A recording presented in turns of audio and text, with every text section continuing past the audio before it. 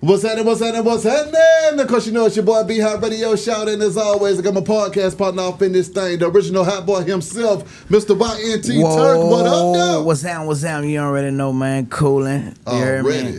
Got a friend and family member to the show off in this thing, man. Super producer and artist, Ivory Scott. What's good with it, boss? Man, I'm blessed to be here again, man. Good to see y'all. Good to see you, too. Now, I mean, you back at it, though, Ivory. I mean, this new project, what's really happening with it, man? Man, I feel like it's like me finally breathing. You know what I'm saying? Like, a lot of times, like, as a songwriter, like, you get put in so many different boxes. Yeah. Not bad boxes, because artists are who they are. You know what I'm saying? But you got to get into their box to write songs for them. Yeah. Whereas, like, the box is open. You know, I could be myself. I could fully talk about things that I've been through personally. I could, you know what I'm saying? I could use my voice and my face now to be, you know what I'm saying, the artist that I always wanted to be. So it's a blessing. Yeah. Creative process behind this project right here, though, Ivory. I mean, how many of these bangers were you about to sell that you kept for yourself, sir? Man, honestly, I done lost a few in the process. Like, I done had records, like, that were supposed to be on my project that, like, artists that I fuck with a lot, you know what I'm saying, like, fell so in love with the records and shit. But I don't play shit for people, you know what I'm saying, that's on my project. Because it's just hard, because I know I really, really went in on my own shit, and I know if they hear it, they're going to be like, oh, shit, I need this one. You know what I'm saying? Yeah. So it's been a process for sure, but, you know, a gracious one. Hey, do you think, like, sometimes when you do the songs, it's better off with you, or it fits this one particular artist?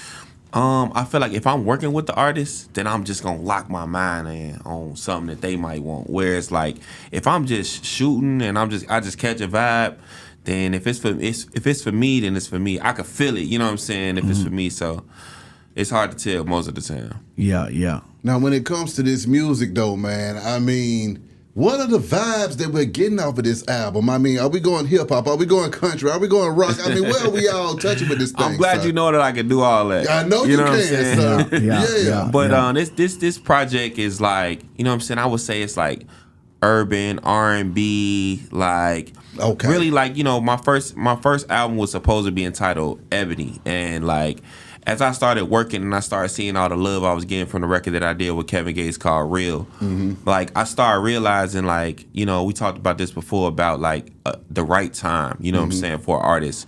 And, like, I feel like it's the right time for the type of artist that people are receiving from me. And that's that, you know what I'm saying, that artist that, like, is melodic, but, you know, I came from the mud too. Like, I done been through a struggle. We all going through the same shit at different portions of our life. And that's the type of record this is. You know what I'm saying? This is like motivational. The original title was Mud Motivation, but we shortened it to Mud. But this is really about motivation, man. It's a lot of motivation on this project. So is it hard for people to see you as an artist, knowing the fact that you done wrote so many hit songs for artists? Nah, man, because I feel like I always kept that separate. You know what I'm saying? Like, I never, like, I'm not going to put out a record that sound like Blue. You know what I'm saying? I'm not going to put out a record that sound like any artist that I might work with. It's going to sound like Ivory Scott. So it ain't like I'm stepping on any toes or nothing like that. So I'm getting a natural reception. You know what I'm saying? That's just a fresh face in the game that just got some success on the back end. That's hard. When you look at this music industry now, though, Ivory, the way that it's going, I mean, some folks are saying it's about Southern soul. Some folks are saying it's about country. Some folks are saying it's about hip-hop. Where do you see this music industry going, and where do you fall in all of this, man? Honestly, like, I feel like music, like, I feel like music gets mistaken as something different than art. You know what I'm saying? Like, art is gonna come in all different shapes or form. The person that made this water bottle was an artist. You know what I'm saying? So, like, there's no box, you know what I'm saying, when it comes to music or anything like that. I see myself in this business or in this game as an artist, because I've already made a stamp as a songwriter. But as an artist, like, you know, I see myself as a voice of the blue collar. You know what I'm saying? Like, people that get up and grind every day. You know what I'm saying? Chasing what they want. You know, I'm the voice of the dreamer. You know, the person that's, you know, in the mud, and the possibility of being a millionaire or being somebody that's successful is impossible. So, like, you know, I'm that person, you know what I'm saying? I'm the person's person. He said the possibility of being a millionaire. Hey, last time we talked, man, you were speaking about your upcoming, you know, and what it took for you to get to where you at, you know, and I remember you saying how you used to sleep in your car. Yeah. Like, how have things changed from when you first started from there to now, and what have the challenges been? Honestly, like, from time to time, I still fall asleep in my car. It might be it might be a foreign, but I still fall asleep from time to time. Yeah. I get a lot of my great ideas in the car. But on a serious note, like I've changed. Like what has changed for me from then and now is obviously, of course, the success. But the trials and tribulations, it just ultimately made me who I am. Mm-hmm. I'm so grateful for sleeping in my car. You know what I'm saying? I'm so grateful for coming up on the south side of Chicago because it carved me into the man that I need to be in order to reflect what the future should be. You know what I'm saying? Because we just a mirror. I'm supposed to be a mirror for the next kid that's coming up in Chicago being like, damn, man, like I'm hungry as hell. Damn, noodles again. Damn, like, you know what I'm saying? All those things that I went through, like for a kid to see and be like, damn, I could do this shit too. He could do it. Mm-hmm. You know what I mean? So when you saw Beyonce go country in this thing, Ivory, what were your thoughts on all of that? Reach? No, nah, no bull. I feel like we should always push boundaries. Beyonce has done so much in R&B. You know, she's done so much in hip hop. She's done so much for the black culture of music. Why not, you know what I'm saying, like dabble into a different world? You know what I'm saying? Why not? Hey, I wouldn't be surprised if she put out an EDM album. Mm-hmm. Like I just said, like this shit art. You know, people put shit in boxes. The same thing that genres are is the same thing as religion. Yeah. Same thing as fucking black and white. It's just a way to separate us. Mm-hmm. We just all being creative. You know what I'm saying? We can do whatever we want to do. When you see Drake suing UMG or you see everybody raising Cain about the labels, relationship with the Spotifys and stuff like that, the business end of the music industry, how do you feel about that, man? And has that ever impacted you in a way to where you were like, you know what, this is some crazy stuff going on? Yeah, man, when you look, honestly, when you the person putting in the work and creating, you know, these new ideas, it's tough to see the big buildings come and play and say, they deserve this share just because they give you the platforms to put your music out.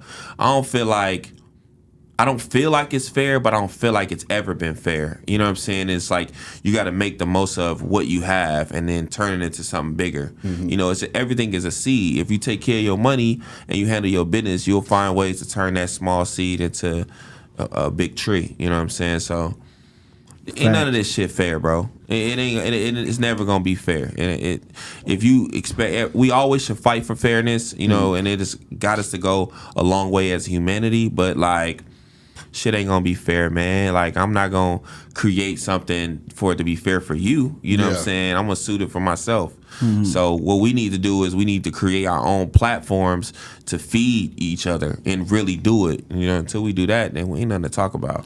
Isaac Hayes Jr. was speaking about copyright termination, you know, and at a certain time you get your copyrights reverted back to you. A lot of us come in the game and we kind of like get that right up. And you speaking about rights, you know, you coming in the game, like how much rights have you given up that you wish you wouldn't have gave up? And if you gave up or you didn't give up, explain why you was different. Man, I feel like you know, when you first sign, like I use my first publishing deal as an example. It's like a rookie contract. You know what I'm saying? It's like when you come into the league for the first time, like you're gonna have a rookie contract because you might not have all the accolades and stuff like that. You might not have all the stuff like that is gonna allow you to be able to get in these rooms and get in these doors and say, I want 20 million, you know, because I don't got all the accolades and things, and I haven't, you know, outstreamed people, and I haven't went platinum, I haven't won Grammys. How can I really come into a room and say, yo, make demands? Mm-hmm. So, you know, you got to get yourself in position to where you can make demands, and I've had a lot of sacrifices like that because nobody's first deal is pretty. Facts. You know what I'm saying? So, like, it just don't go that way. Facts. That's crazy, man, because it's a reality that's what everybody have to go through. But do you think it's a way where I could learn from your nightmare that I don't have to go through that? It just is what it is. We have to go through that. Man, it's information. It's like platforms like this, like talking to, you know, people that listen and tune in. They're striving for that when they get into that position. Because it's like, when I got my first deal, I didn't even have a lawyer. Mm-hmm. You know, like you take a kid from the south side of Chicago, he don't know where to start, you know, if it ain't a criminal lawyer, right? In the entertainment world. And these buildings, they know that, you know, they know you fresh, you all, you know what I'm saying? If I had a money to pay a lawyer, then I would be negotiating my deals. I would be doing more with that. But so it's like when you come in the game, you don't have all that. You don't have all the access. You just, you know, like we said before, like you gotta make the most of where you are and where you at, and just build from there. You can't complain about the circumstances of the world that you didn't make. As a creative, though, man, I mean, when you make that song and you see somebody run off with it, how are you applying the game that you're seeing to roll out to the songs that you wrote to the songs that you create and keep for yourself? It's tough, man, because like you said, like an artist running off with your record, it's really not possible with, like, you know what I'm saying, with time steps and music and stuff like that. But like I got songs that artists have out that I haven't got fees for yet, that has been out for years. So like the chase, you know, chasing down the money, you got to chase down the opportunities, chase down the success, and build your resume up to where people can't play with you. But see, now I was asking you, like, if you made a hit song for Beehive and then you see Beehive put it out there, who had the best rollout for a song, and did you apply that game that you saw them rolling out with your song to your stuff? But then I'm gonna double back and ask you more about what you just said too. Yeah, I mean, using a lot of like other artists' rollouts and stuff like that. Like I got a crazy team like that has the ability to like create new. You know, we all piggybacking off each other, but I do see like some of the mistakes that like I might have seen like an artist make with they rollout, or even like the type of attention. You know what I'm saying? Some people want negative attention, some people want good attention, but like I'm just tapping into I'm you know what I'm you. saying? Yeah. Like I'm just really tapping into who I am and what I want to represent, you know what I'm saying, in this world, and God doing the rest. Okay, now when you talk about having to chase down folks, what is that side of the game like too? Because for other people that's planning on getting into this game, can you prepare them for what they might have to see or deal with? Man, chasing down people for your money, man, it's such a touchy thing, because it's like you want to continue to work with the artists. Yeah. And a lot of times it ain't the artist. You know, so it might be So like they say. Yeah, true. Good that out, too. bad out. True that too. But it's like it's so touchy, because you can go so hard on like chasing down a $3,000 fee, right? Yeah. And say, yo, man, he owed me $3,000 for this session. You know what I'm saying? Go get him, go after him, and make it so stressful, even for their team, to where they don't want to work with you no more. Yeah. So it's like, it's kind of like good and bad, because you can't let people play with you. Yeah. You can't let people play with your money. You got to just know, set a standard when you walk in a room. And I had to learn this the hard way too, because, you know, songwriters technically ain't supposed to take a fee, right? Only producers are supposed to technically get a fee. Yeah. But, you know, if you got your right team in place, you know, you're going to find a way to get that paper on the front end and the back end. Yeah.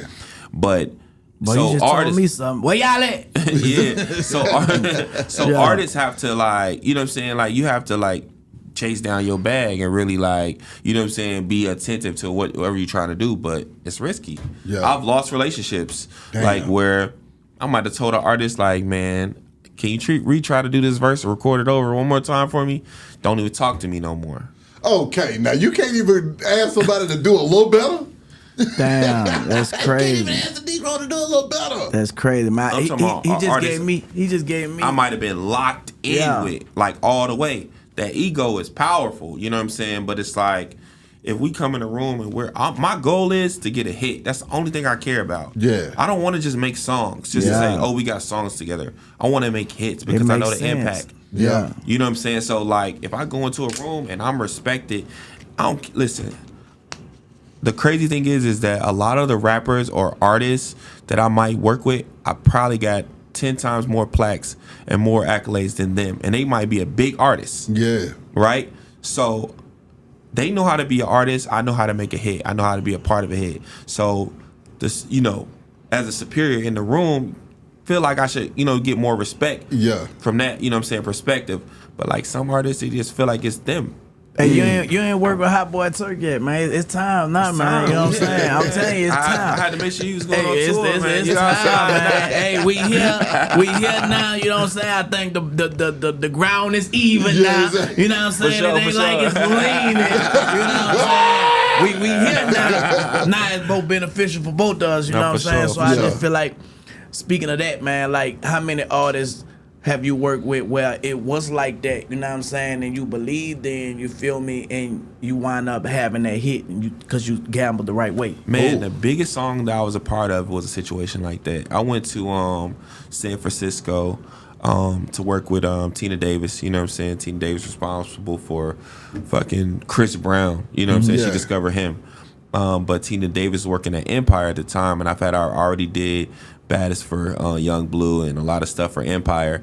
And Tina Davis calls me. I'm in a hotel, and she calls me, and I'm supposed to be there working with who was I supposed to be working with? Babyface Ray. Okay. I was supposed to be working with him later that night. But she called me. She says, I have an artist named Fireboy, and I think he's gonna be the biggest thing. You know what I'm saying? I just want you to come do a session with him. Mm-hmm. We did Peru. Yeah. I was in the hotel, and I was like, man, I'm just gonna chill. Fuck, I got the session later tonight. I ain't trying. You know, come on. Like, you know, if it's an artist that it's so rare for artists to become big, you know, in this business. You know what I'm saying? So, you know, I just took my relationship with Tina and said, okay, I'm gonna pull up. Yeah.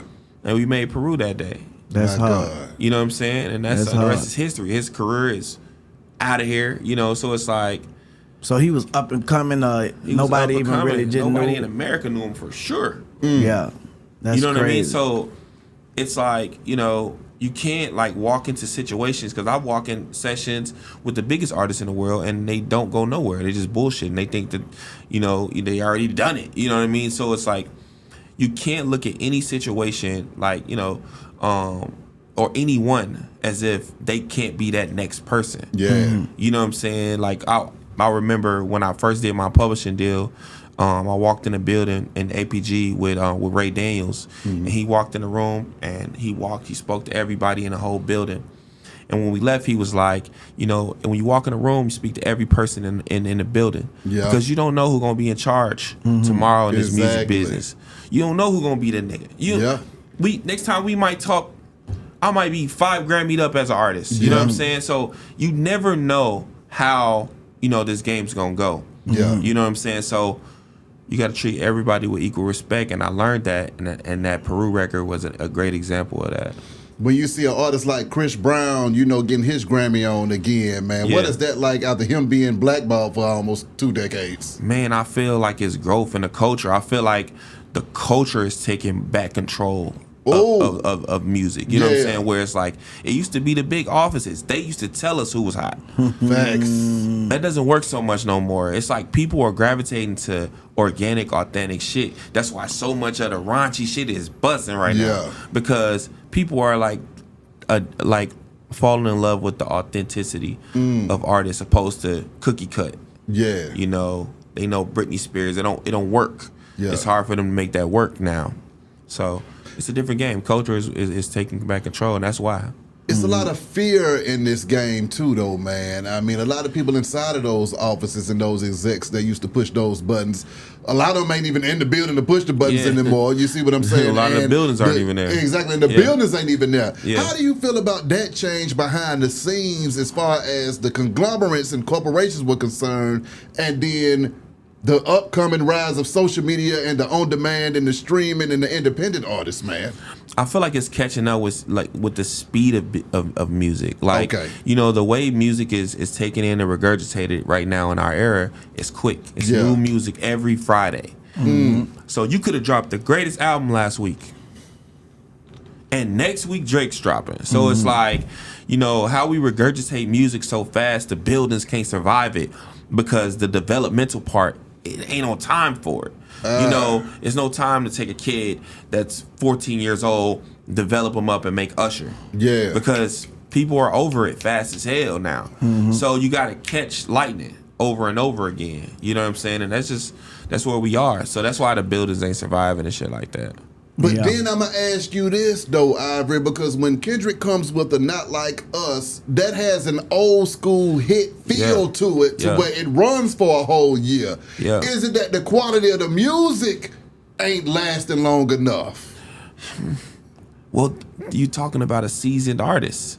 You talking about Kendrick Lamar. Yeah. You know, you're not talking about a new face that did that, right? Yeah. So he's been developed. in retrospect of that's not the first record he dropped. But then my thing is, was the song just that damn good? I mean, is it? Because okay, so that's my question. If somebody else would have dropped that song other than Kendrick Lamar, would it have ran as long and as hard? You take a huge artist like Kendrick Lamar and you attach him to an even bigger artist like Drake. So it's like, not like us. It's just as much Drake's song as it is Kendrick's. You know what I mean? Boy, you about to go. Boy, you going viral. So that song wouldn't have been as big without both of them playing a part of it. No, people were tapping in, listening to what he's saying because why? People wanted to hear him say it at the Super Bowl. Why? That's hard. No, that's because hard. of Drake. It wasn't because it was just Kendrick doing a hard song. Oh my God! They should get 50-50. They should bust that down. They should bust that down. I see why. I ain't never heard it like that, boy. Drake want his cut. I see why. Man, Drake want his cut. Drake feel like he. Hey, that was hard though. Nah, that makes sense. That makes sense right there. And that right there, I believe, in the argument of who the winner. That's why I would like, man, both of them dudes win, bro. Cause there ain't no loser in that situation. Man, it's like there ain't no loser, bro. And that right there just solidified. I told y'all. Yeah, for sure. I just ain't know how to say it like him. Man, it's like why don't we apply the same rules that we apply to boxing? Yeah. If Javante fights Crawford, they both getting a big ticket. Exactly. Yeah. Exactly. They bro. both You win, broke no matter that shit who down, no matter who falls. And I think that way right there, bro, how you explain that shit would keep down the divide to conquer because 1000%. man, we both winners, man. Like 1000%. like I went to a game with my kids yesterday, man, and you don't root for. Even though you got a kid on there winning, but you don't make the rest of the little kids feel like they not no 1000%. winners. You know what I'm saying? 1000%. Man, they all are winners, man. for That sure. keep the game going. You feel 1000%. me? So yeah, bro. Like I love that, man. Analogy, sure. man. Yeah.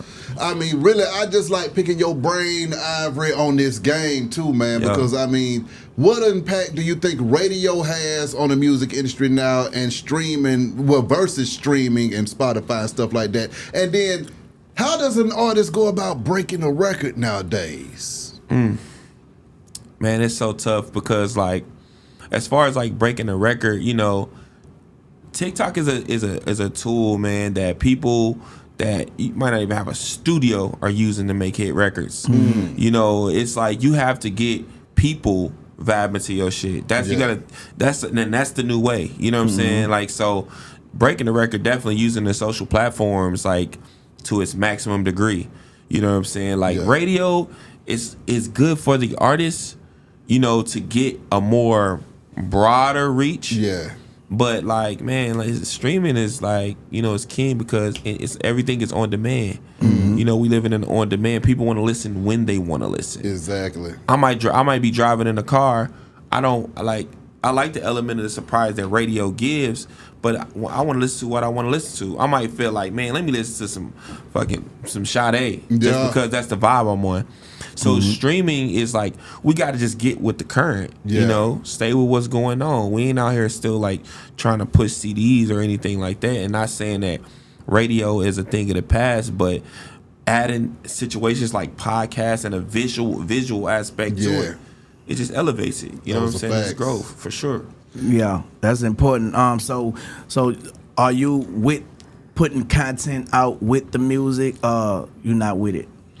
I think content is important. I feel like content and music in this era is like hand in hand. Yeah. You know what I'm saying? You can't be like, oh, I'm finna make the best song ever, because like content, people are more visual. Like we were talking about earlier, how quick music is digested. It's like, if I don't have something to see to say, this is Ivory Scott, then it's like, there's nothing for me to, and then I'm on to the next artist. So it's moving too fast. You got to keep content in their face for sure.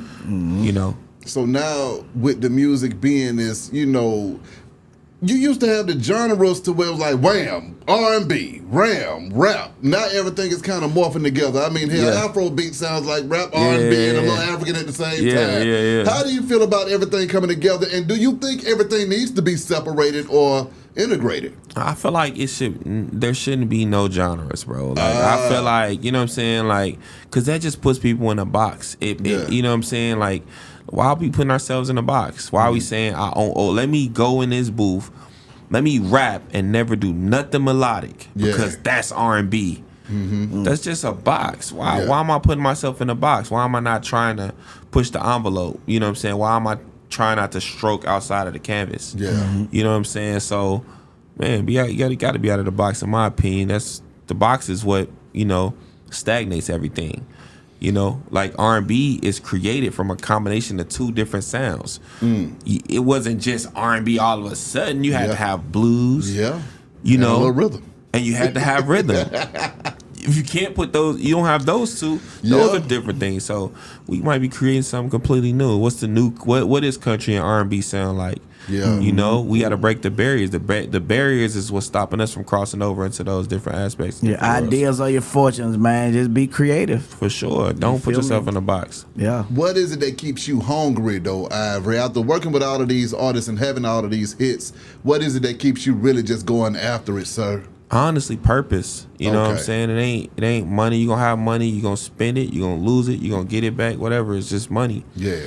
But, like, purpose. You know what I'm saying? Like, I remember, like, looking on the TV and saying, man, that's the way out. Like, sometimes the TV and these phones are people's window to an escape. And my escape from reality was music. Yeah. It allowed me to be able to escape from that reality. So my purpose is to put other people in position to escape their realities if it's not happy for them. Exactly.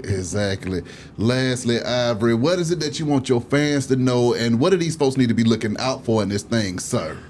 The album's coming March 28th. Finally. You know what I'm saying? This was a fall album. That's why I'm like, what happy. held it up? Man, honestly, me. You know what I'm saying? Like, because I'm such a perfectionist. Sometimes I might be like, this it. Yeah. Nah, change it. This it.